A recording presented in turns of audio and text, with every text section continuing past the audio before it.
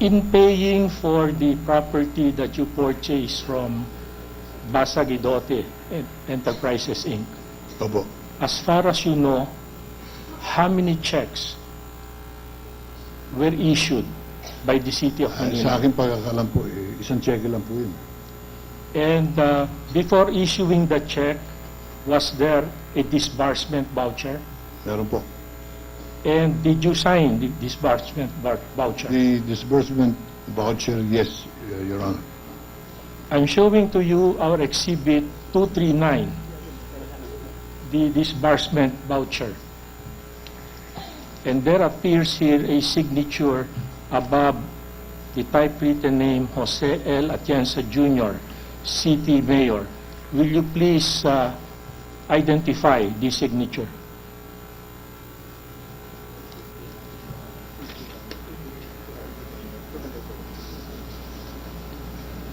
Opo. Whose signature is that? Sa akin po. Does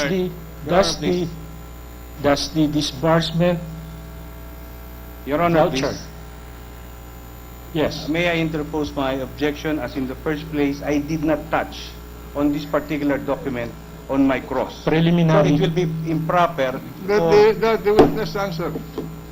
Opo, tema ko po ito. Naalala ko po itong voucher. Okay, does the disbursement voucher identify the number of the check that was issued by the City of Manila in payment of the property that was purchased from Basa Guidote Enterprises Inc.?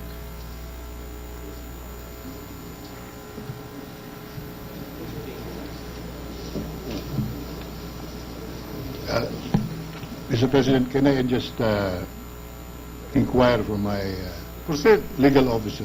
Proceed.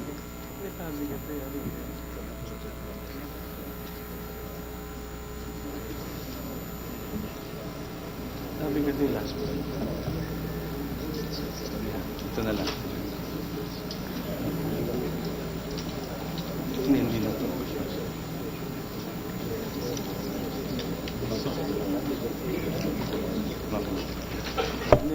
Thank you, Your Honor. Opo, andito po. Nahanap namin yung check number. Will you please read the check number? Check number 188804. Okay. My counsel, just with your permission, I just want to clarify one thing from the distinguished witness. Does that disbursing voucher describe the payment as in trust for the Basa Guidote? Andito po. Nakalagay in trust for. Opo.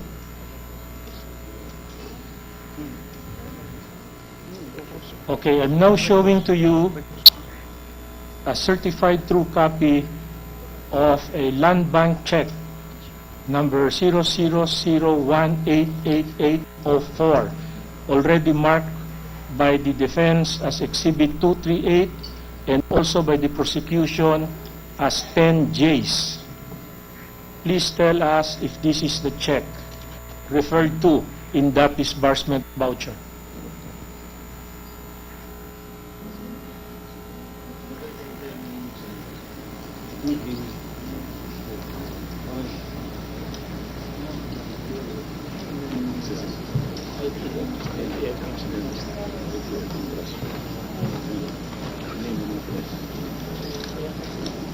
Mr. President, Yes.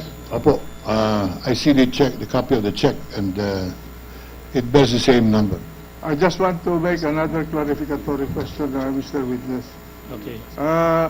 If that, we check and the voucher states that the payment is in trust for, who was the actual payee of the check? And nakalagay po dito, yun po Cristina Corona ITF, Basa Guidote Enterprises. So the payee was Basa Guidote Enterprises. Cristina Corona in trust for. Basa Guidote In Enterprises. other words, the trustee of the fund is Cristina Corona. Opo. All right. May we request, Your Honor, that the words Cristina Corona ITF Basa Guidote Enterprises Inc. as appearing in the disbursement voucher, Exhibit 239, be bracketed and marked as Exhibit 239-A, and the check number 188804 referred to in this disbursement voucher be marked as Exhibit 239-B.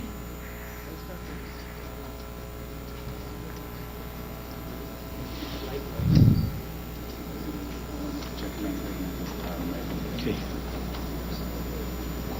We also request, Your Honor, that the check number as appearing Exhibit 238 be bracketed and marked as Exhibit 238-B.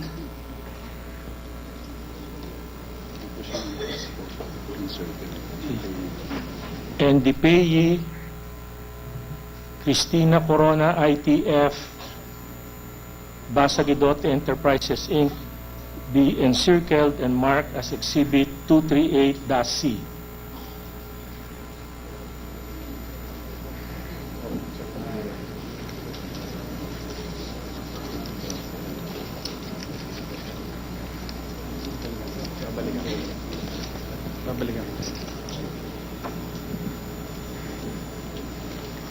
One last question, Your Honor. Go ahead. Noong Marso 22, 2012,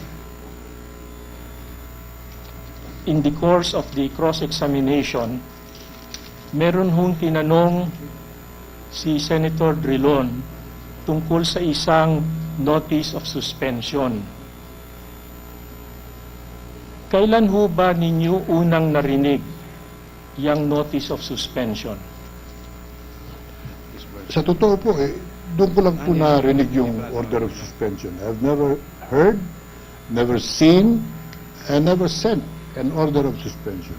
Have you received this notice of suspension to date? Up to now, I have not received. Ano yung notice of suspension? COA ho.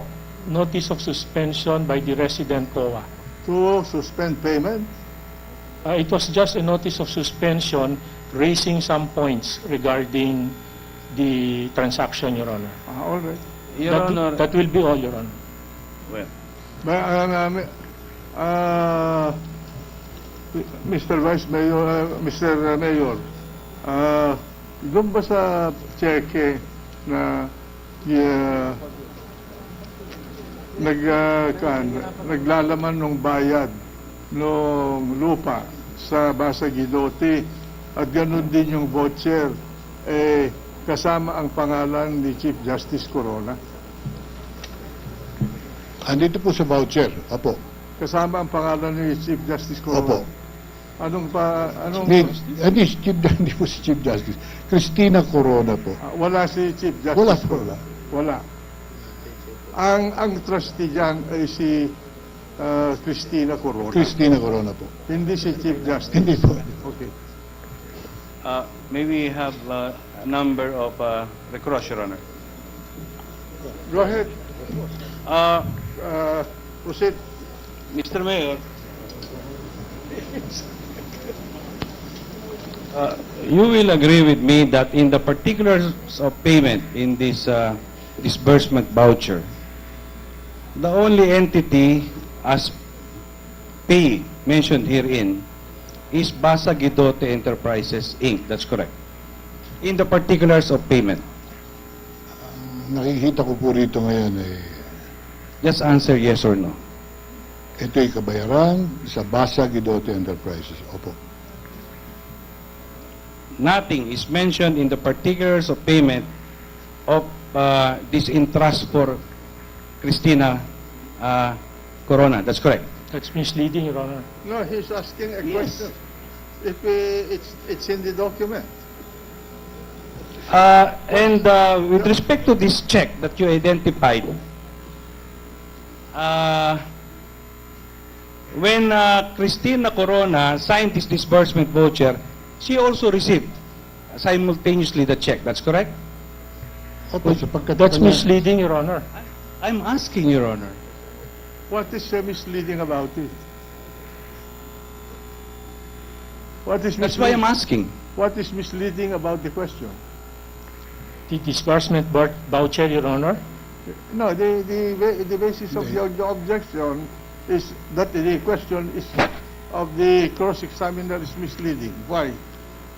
What I heard, Your Honor, is that the check was simultaneously delivered upon the signing of That's why the... she's asking for the That's why. She's eliciting an information. Hindi ko po maaalala yun sa totoo lang po. Sapagkat dumaan sa akin yung voucher, tapos nabayaran na yung property. And when Cristina Corona received personally the land bank check, which according to you, you even had a simple ceremony in the city hall. You remember having said that? Wala. Am I correct? Pero po kaming turn over ng check. And the Chief Justice, the respondent, was present during that time. I don't remember that. How many times did you see the respondent accompanying Cristina Corona, aside from the fact when they went to your office?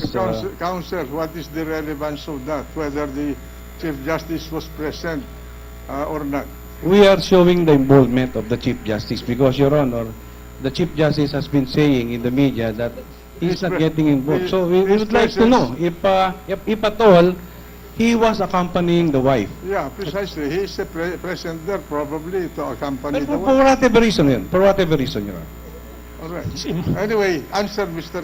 Witness. On the several occasions that we talked about the transaction, the negotiation, si Mrs. Corona po ang kausap ko.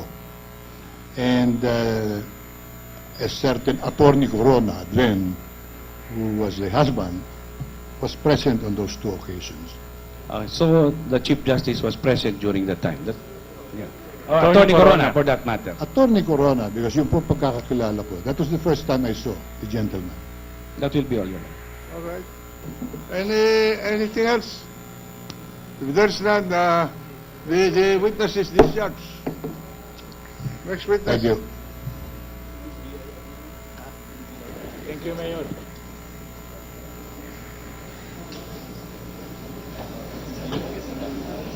Maski 1 minute lang. Next witness. Mr. President, may we suspend the proceedings for a few minutes? How many minutes? 5 minutes, Mr. President. All right. Session suspended for 5 minutes. Sinuspindi po ang session at natapos na po ang cross-examination, redirect, re-cross-examination ng former City Mayor ng City of Manila, Mayor Lito Atienza. Sa kanyang cross-examination ay minarkahan